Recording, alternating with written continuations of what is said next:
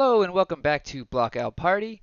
We've got a different type of video format today that I'm calling Judge Call. Judge. Myself and an expert on the matter are going to be breaking down some interesting rules and interactions with the mechanic Channel. Channel is a mechanic that was introduced in Tales of Aria and is only seen on 4 cards at the moment. Those are Channel Thunderstep, Channel Lake Frigid, Channel Mount Heroic, and most recently Channel the Bleak Expanse from Uprising. I think it's safe to assume LSS is going to print more cards with Channel, and some of the current Channel cards will continue to be heavily played. So it's a mechanic that every player should fully understand, especially going into Nationals and Worlds. Here to help me explain is Level 2 Judge Tim Grant. And there's Tim Grant. I'm a level 2 Fab judge. Been playing for a couple of years, and I've been a level 2 judge, moderator, and a test writer for close to a year now. So Tim, I thought we could go over the details of the mechanic and then look at an example of a missed flow counter trigger from top 8 of Pro Tour Lille. First off, the channel effect happens at the beginning of your end phase. Can you explain exactly what the beginning of your end phase means? So, beginning of the end phase is basically a timing. It's a timing window. Um, Basically, as soon as you start the end phase, anything that says at the beginning of your end phase triggers. So you'll have Channel Mount Heroic, but regardless, it's a timing window that anything with that um, clause will be then put on the stack for players to resolve. So it's just a timing window. There are some funny interactions with it that I can get into with another video, but just for the sake of this one, it'll be like channel. Frost Hex is one. We just did that Icelander talk. Uh, so it'll be anything that says that. So, at the beginning of your end phase, you put a flow counter on your channel card and then destroy it unless you put X number of the correct element cards on the bottom of your deck for each flow counter. At what point have you missed the trigger to put the flow counter on your channel card? The mistrigger penalty or the mistrigger, I guess what I call it, rules policy is a trigger is not missed until it becomes relevant. So what that means is triggers are extremely easy to forget because there's so many and because they're dependent on another game state, another card, another effect. That's different than a game rules violation, which is you just didn't do the rule or didn't do what the card said. So those are two kind of different penalties.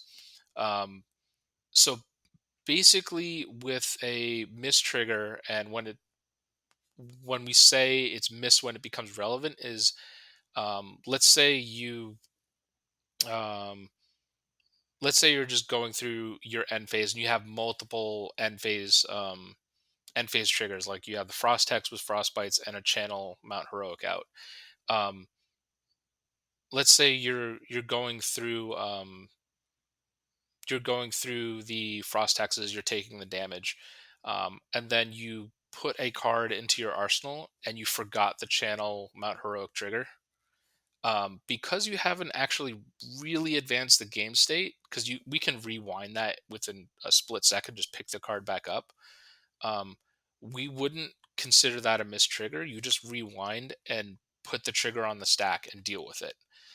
We're pretty lenient when it comes to mistriggers because it's really easy to forget them or misorder them, and that's why it's a very weird kind of a penalty to deal with. Let's take a look at the example from Pro Tour Lille. This is from the first round of top 8. Matthew Folks is on Briar and Ian Zhang is on Prism. Matthew Folks has a Channel Mount Heroic in play with 2 flow counters on it. He has not entered his end phase.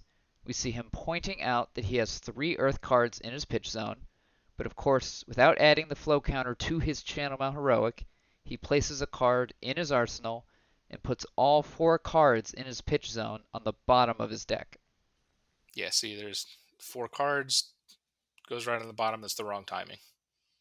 All right, and so he just finished his in the process of finishing his end phase. So now he has new information in his hand by drawing up cards, and then they're going to their opponent's turn. On the next turn, the judge steps in, and we don't know exactly what the ruling was. but we see that Channel Mount Heroic is destroyed. Oh Three block no. threes. It does look like he's going to lose that Channel Mount Heroic. Unfortunately, that's the game. Like the trigger was missed, right? Luckily, this didn't impact the outcome of the game. Matthew Folks won on his next turn and went on to win the entire event. If you want to hear more about that, I recommend his interview with the Combat Chain podcast. I'll put a link in the description below. What did Matthew Folks need to do differently in order to keep the Channel Mount Heroic in play? The perfect way you're supposed to, yeah, the perfect way you're supposed to do it is when you have a channel out, channel Mount Heroic, channel like Frigid, you start your end of turn and the trigger goes on the stack. You resolve it by ticking up the flow, and then immediately you're supposed to look at your pitch zone and go, do I want to save the channel? The default mode of any channel card is tick up the flow counter, then destroy your channel. However, you can save your channel by doing the ability, which is putting X number of elemental cards on the bottom of your deck. So in Channel Mount Heroic, in this instance, it should have been tick up the flow counter, um, destroy channel unless you put 3 Earth cards on the bottom of their deck, and then it would be Arsenal card, put your pitch cards on the bottom of your deck, draw up to 4. So I didn't even notice because it's small, but if there are 4 cards in that pitch zone and he took all 4 at the same time and put them at the bottom, that's not even basically acknowledging that Channel Mount Heroic, that he wanted to do the Channel Mount Heroic ability. Because technically there are two different instances. You're supposed to do channel first, finish all the other stuff, then your pitch zone. And because there's a mix in there, that basically signifies that, yeah, the channel is supposed to blow up because he chose not to. Either chose not to or forgot, but regardless, it's gone. So for anyone out there playing channels, you got to do the channel first, then finish the rest of your end step. And we caught a lot of people. You get used to it once you play it a lot, but when Toa first came out, everyone was doing it wrong. But that is, from watching the video, that 4th card actually is pretty significant. If there was only the 3 Earth and they just kind of went, oops, I forgot and stuff. But the 4th card actually is pretty indicative of, yeah, channel's gonna blow up. The last thing I want to cover is exactly what Channel Lake Frigid taxes. Channel Lake Frigid makes your opponent's cards and activated abilities cost one more resource. Can you explain the difference between a triggered ability and an activated ability? Um, so a triggered ability is usually signified by an if or when in the effect or in the text effect. That is not 100% guarantee. There are some older cards like Anathos that says the original printing is if and the newest printing is while. Um, but in generally speaking, triggers are usually signified by an if or a when. Just remember, it's not 100%. An activated ability is going to have the type of ability it is, a dash, which is that's your main signifiers when you see a dash, and then it'll have a cost, and then a semicolon, or is it a colon? Whichever one. I'm an engineer. They're all the same. A semicolon, and then the text of whatever the ability is. A trigger is something that just happens because of something else in the game.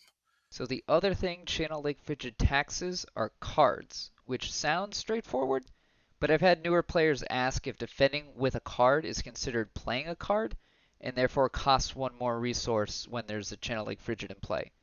Can you clarify how using cards to defend works with Channel Lake Frigid? I would rather people use the word block because it's a better word for it, or it's different. So when you use a card to defend, and that is the technical term in the rules of in the defense step, when you use a card or equipment to defend, that is not playing a card because you are using it to defend. Playing a card signifies paying a cost, so that would be a defense reaction, and a defense reaction or an instant. So that's the difference. And the reason I corrected it is because when you finish using a card to defend, that card is now defending. It is a game state, or a, yeah, it's a state of the game. When you play a defense reaction, when the defense reaction resolves, that is also now a defending card. And that's why I had to make that different that change. And I still find it annoying. I would really like it more if it said block. It would be if you use a card to block, you're not playing it. You're using it to block.